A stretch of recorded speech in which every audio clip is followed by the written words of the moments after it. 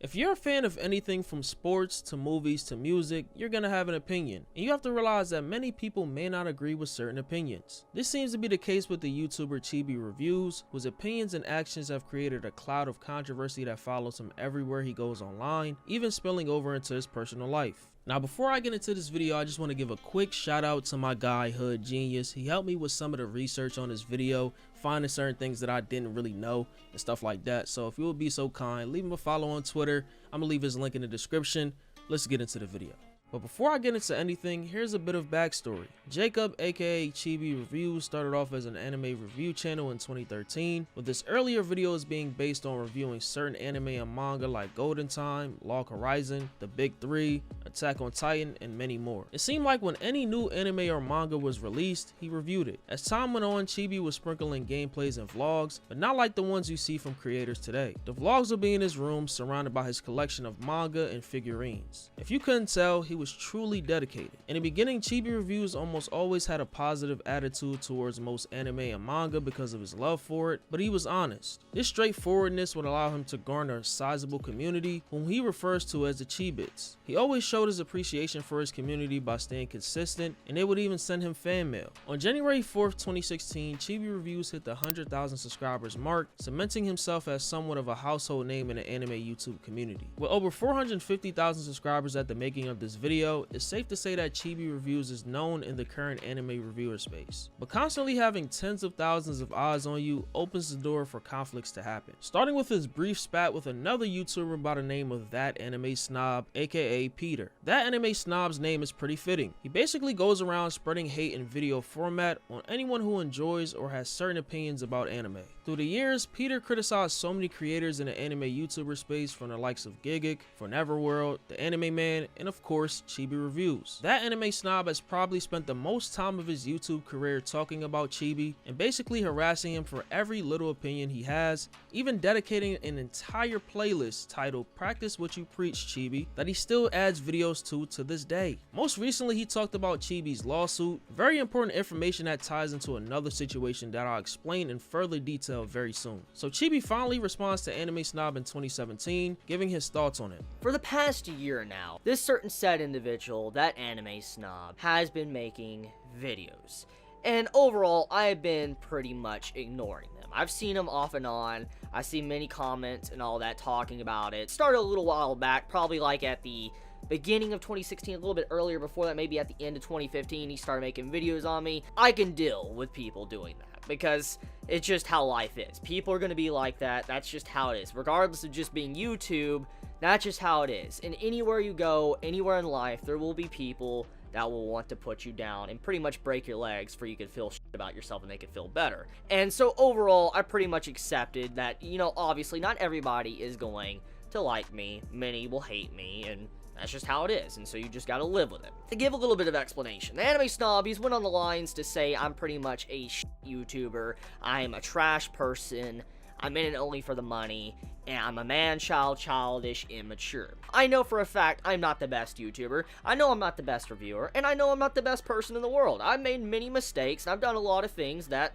I'm not proud of. I admit that. Regardless of me being absolute probably, point is I enjoy what I do. And I have fun with what I do, and I upload what I want to upload. I admit that YouTube is my only source of income. It's pretty much my job. I admit that. I will not lie to you. For the past year, Anime Snob has continued to constantly make videos, putting me down, taking my video clips and then putting them into a video, kind of reorganizing a little bit to make me look pretty much like a dumbass. I'm just honestly very worried about that Anime Snob. And I'm not even joking about this, because for a man to spend an entire year dissing on a 21-year-old, are you lonely? I'm not even joking about this question. Are you lonely? I mean, I understand everybody can have an opinion. It makes me curious why someone would go so far to try to make someone feel horrible or make someone feel like they shouldn't be making videos. The overall reception to Chibi's response was a lot of support, which I'm sure didn't sit well with Anime Snob. After garnering a significant amount of scrutiny for how harsh his content was, which included a video mocking the death of Chibi's brother who took his own life, that Anime Snob's main channel would soon be terminated in July 2017 for violating YouTube's TOS on harassment, leading to him uploading on a backup channel of the same name. As far as harassment goes, Chibi is no stranger to it. In October of 2022, after posting a joke about two characters from the Chainsaw Man anime, he was harassed by thousands of Twitter users in the form of death threats. Now let's talk about Chibi's infamous tweets about the popular anime Dandadan, which led to probably the worst time period of Chibi's online career. On October 3rd, 2024, Chibi Reviews would post a tweet saying the animators didn't need to go so hard for the scene, over a clip from the Dandadan anime of a female character potentially getting assaulted. This tweet left people in the comments questioning why he would pick this scene to point out as opposed to any other scene that had good animation, implying that Chibi had malicious intent behind his tweet. There were also other comments calling him a PDF file. The next day on October 4th, Chibi posted a tweet saying, "How do you think Twitter will react to this being animated?" showing a scene from the dandadan manga and implying that this scene was of sexual nature. This tweet would get a lot of traction, having over 9 million views, with many dandadan fans quote tweeting him, calling him a gooner and a child lover for being into lolly, something else that I'll get into later on. Now things would quickly reach the point of no return after Chibi Reviews got doxxed, having a lot of his personal information leaked online, from his address to actual pictures of his house, opening the door for many people to send more death threats and post pictures of his late brother's grave mocking him. Chibi Reviews will drop a video in response to the situation, saying that the ones responsible stem from the Boruto community, saying that he also has the means to protect himself and has plans to file a lawsuit for everyone responsible. So I have been doxxed. My private information has been leaked online, my full name, where I live, pictures of my house, pictures of my dead brother's grave, and mocking my dead brother's grave on top of that. And then, on top of all of this, continuous amounts of death threats. This video is being used as a paper trail for I can show to my lawyer, also the court system, because I am going to be filing a lawsuit against the individuals that are responsible for doxing my private information. We escalate all this that's been happening for the last few days to the point to where my private information has been doxed, and now the threats or death threats that I have been receiving are all more real. Very much real when someone posts pictures of my house and my brother's grave. So thankfully, I live in Tennessee. I don't live in California or anything. I'm able to legally own a gun.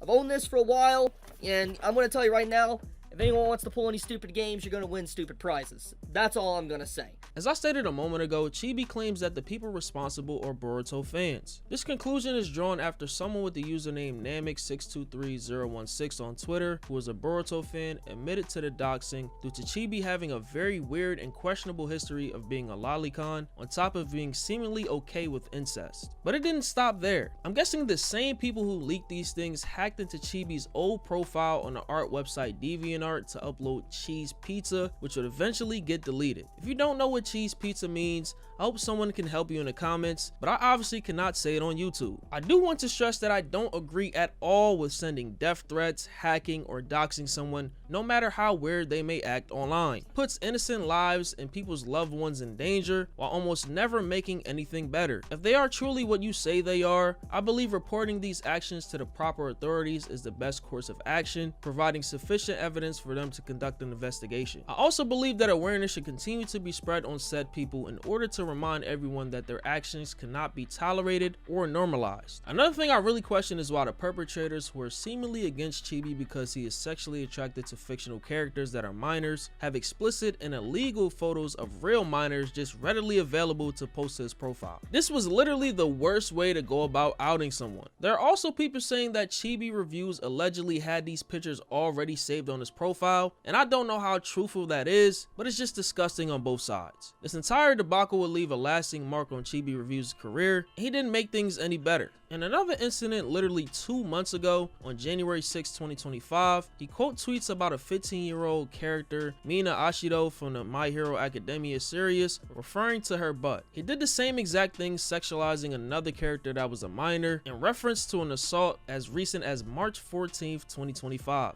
These two situations will leave a sour taste in many people's mouths, causing more issues down the line for Chibi, as people constantly reference it online. Remember when I said Chibi doesn't make anything better with these type of things that he posts? Yeah, this next tweet is probably the worst of them all. On March 19th, 2025, Chibi Reviews posted a tweet saying, "You know I'm about to get a lot of flack for this, but here it is. Lolly doesn't mean that you're a PDF file. My stance on this will never change because watering down words only helps actual criminals. If you find it weird, so be it. People have a lot of mixed stances on this and that's fair. However, let's not help people that do actual crimes get away with hurting others. Anyways, that's my stance. Hate me if you want." This tweet was seen by almost 2 million people, with people in the comments going against him as always, calling him a PDF file, and rightfully so. You're basically saying that calling someone a PDF file for being sexually attracted to anime characters that depict children makes what defines a PDF file lose its meaning, which I don't agree with for obvious reasons. If you display traits of these types of people, I'm gonna put you in the same boat. The same thing goes for scammers, murderers, etc. That same day, Chibi will drop a video further explaining this tweet. An old video resurfaced a long time ago. It was an episode review of Barakomon. Hopefully I'm saying the name right. I remember I said this character was extremely cute, and I said she's like a lolly of the season. She was extremely adorable. People clipped that, and then they started, spreading that everywhere, and it led to a lot of people to get ammo against me,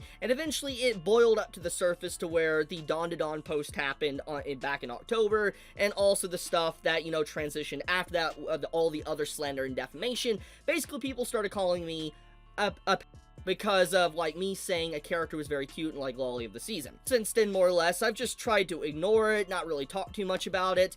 At the end of the day, lollies and stuff, they're not real. They're just drawings on a page. They're not harming anyone. That's what it is. I more or less am saying this just to get my stance out there, for my words aren't twisted. At the end of the day, it's not real, it's fiction, it doesn't harm anyone. If you find it weird, that's completely a-okay. And that's why I even make this stance right here with this sentence. It's completely fine if you think it's weird, you don't like it, fair. Now, in my recent video about Heavenly Controller, I stated that the definition of lolly or lolicon to be a genre of fictional media which focuses on young-looking girl characters, particularly in a sexually suggestive or erotic manner. The male equivalent of lolly is referred to as a shota. From doing further research, I found that lollies and shotas do not necessarily have to be sexually suggestive or have erotic traits. They can basically be characters who can either appear younger than they actually are or actually be minors. It's mainly a matter of appearance, and that's where people have issues with people that enjoy these things. With that being said, I firmly stand on my stance that being sexually attracted to this form of media in any way, shape, or form is disgusting. I don't care if it's a quote-unquote harmless trolling for interactions on Twitter, it's weird. These type of people seriously need help. You're attracted and aroused by a fictional character with traits favoring that of a child. Liking lolly / shota is pedophilic in nature. There's no difference. You're still attracted to the characteristics of a child. Feel free to leave any sort of think pieces in the comments about what I said. I don't care. Through the years, Chibi Reviews has talked about everything anime and related under the sun, but there's one thing I have yet to find Chibi speaking about. It's almost as if he's just avoiding it. That very thing is the current state of his fan base. Based on skimming through his comments on YouTube and Twitter, it seems like his old fan base that weren't as toxic is currently being uprooted by his current fan base, which is a conglomerate of racist lolicons whose job is to be ready at a moment's notice to defend Chibi against the next person who calls out his actions. One example is when another anime YouTuber by the name of Yearbud Tevin, in response to Chibi's infamous tweet about lolly, says that he can't wait for the video essays to come out about him in 2 years. Chibi and his fans used Tevin's tweet to say that Tevin couldn't wait for kids to be harmed to get a victory on Chibi, but Tevin says that he was referring to his inevitable downfall. Tevin was also met with racist replies calling him a hood weeb, which is something I noticed Chibi's community uses to degrade black anime and manga fans. The word hood weeb is described as a black American who likes anime combined with the slang weeb, a person typically of non-Asian descent, heavily interested in anime, manga, and Japanese culture. The earliest known description of the word hood weeb, according to Know Your Meme, is from a 2021 entry on Urban Dictionary, but I would say it gained most of its popularity from the recent doxing situation. It started when a user on Twitter used it as a joke in that situation, situation, but it later transitioned into a racial slur. This is due to a lot of people in Chibi's community saying that the people responsible for leaking his information, disrespecting his brother on top of hacking and posting cheese pizza on his DeviantArt account, were all black people, which has never been proven to be true, and I doubt it ever will. The blame placed on black people on top of Chibi not debunking any of these claims has opened the door for people to use the word in a racist manner when referring to black people who like anime. And look at these responses from his fans on the day that the doxing happened, saying that black shonen fans were behind it and that everything was fine when anime fans were mainly white and Asian people. If you don't see a problem with this, I know what you are. I'm not surprised at people calling him racist when he's enabling racist behavior, allowing it to run rampant throughout his community. Another instance of his fan base being unhinged is with the use of the word tourist as an insult. After doing some research, I found out the word tourist started off as an insult referring to someone who is a fake fan of anime. This insult is also used to express disdain for people who either 1. enjoy the most popular anime, aka mainstream fans, or 2. are not into certain tropes in anime like loli, shota, incest, etc., and find those things to be downright weird. Again, it's not surprising how people who are into these things want to gatekeep the disgusting interests. As for the present day, Chibi Reviews continues to be hated for his past and current actions. As recently as early last month, Chibi had his Twitter account disabled for almost a day, leading to his enemies cheering at his rumored demise. People are also editing his profile picture he uses for his brand to say that he's racist, among other things, and have turned it into a meme. Chibi stated that he does not have any issues with the edits as long as they're kept in good faith and not with malicious intent. My haters have been slandering and harassing me basically daily for the past 7 months now. Their newest attack on me, which is honestly at this point I can't even really consider it attack, because it's pathetic and hilarious because it really does make them look bad. Like, it actually makes them look very bad, and I'll give context to that in a second. Their newest attack against me is apparently to grab my profile picture I use for social media and YouTube and edit them into many different variants of me. And it's very clear the intentions at first when these edits did start was definitely malicious, but somewhere along the lines of people doing these edits of my profile picture, something happened. Like, they lost the point of the sauce, and they, instead of trying to slander me and make things that obviously make me look, let's say, either racist or basically the second coming of or whatever, or supporter of racist groups, they now have went full circle and they started creating edits of me that legitimately are pretty cool. I'm not gonna lie, some of these edits are legitimately cool, and I want to point out, these are my haters doing this. Constant harassment and prior situations are the reason why Chibi Reviews is currently pursuing legal actions against everyone involved, even going as far as starting a crowdfunding campaign to pay for lawyer fees. The crowdfund has raised over $16,000 of the $25,000 goal at the making of this video, with his naysayers accusing him of pity farming. Yeah, I have been continuously targeted by harassment. I've tried to ignore it. I've tried to completely push it away as much as possible, but they keep coming after me. They keep wanting me gone. And I guess one reason why, like, to really talk about this whole situation, they want to call me they want to call me racist, and there's no evidence for this, by the way, but I'm going to just state it right here, right now. I am going to be doing a crowd fund. I'm going to be opening up a crowd fund to be able to fund the lawsuit that I'm going to be, starting against all the individuals that are responsible, not just for the doxing and the harassment of my family, but also those that have actively participated in defamation against my very name, either calling me a or racist, and all sorts of other vile rhetoric. They actively, they're going to be facing charges. I want to try to get them. These same people will say, I have no reason to do a lawsuit. They will say there is no evidence of doxing. They will say that I am trying to scam my viewers, my followers, into donating for a funding for this lawsuit. And these same people will straight up put a hit on my head and say, we need to get rid of this man. Another situation I did forget to mention was Chibi being accused of being an abuser by his ex-girlfriend Sam. This situation allegedly happened 2 years ago, was revealed by his ex on Twitter last month. Now, I don't plan on getting into that based on the fact that I don't know what happened in their relationship, nor do I care. Only they know for sure what happened, and it's not my place to speak on it. But Chibi did respond to these claims in a video titled "I'm Done," and from the support I'm seeing, he probably debunked her claims. To Chibi Reviews, aka Jacob, if you ever see this video, just know you opened the door for a lot of these things to happen. You rage baited and farmed engagement by saying the weirdest stuff online with prior knowledge of how damaging the internet could be. You know people have sent you harmful things in the past in response to your opinions, so I would have expected you to navigate better, but I was wrong. How about this? From now on, think about how people will react when you make certain posts on a public forum and know what comes with it, especially with your controversial history. Like I said earlier, I don't agree with the doxing or any of the things that happen to you because there are better ways to go about it, like I explained. But you can't poke the bear by saying things that borderline of up or are fucked up in general and then be surprised that people will go to such lengths to prove a point. You can't play victim after continuing to post offensive tweets on a platform full of people that want to ruin your life, and I've already made somewhat of a successful attempt at doing so. You're not naive. I'm sure you've seen certain situations similar to yours based on you being online for most of your life, and in most cases like these, it's almost perfectly avoidable. Just look at that anime snob. The man dedicated an entire year of his life talking about your every word as a middle-aged man with a family. That alone should have made you think, maybe I should watch what I say online, especially about being sexually attracted to young anime characters, because people are crazy. But you won't do that because you're set in your ways of what you enjoy. You would think after experiencing trauma, someone would not continue to say the weird things with the intent of pissing people off. It comes across like you want these bad things to happen again. All I'm saying is be prepared for what saying certain things online comes with. Just because something is fictional doesn't mean that it does not imitate or depict the actions of real life humans. The human mind was used to create the type of media you enjoy. Remember that. That's the reason why people are allowed to be offended by certain things like you joking about SA or someone having traits comparable to a PDF file, because there are countless cases of that happening in real life. But that's all I gotta say, man. Hope you enjoyed the video. It's Fargo, and I'm out, man.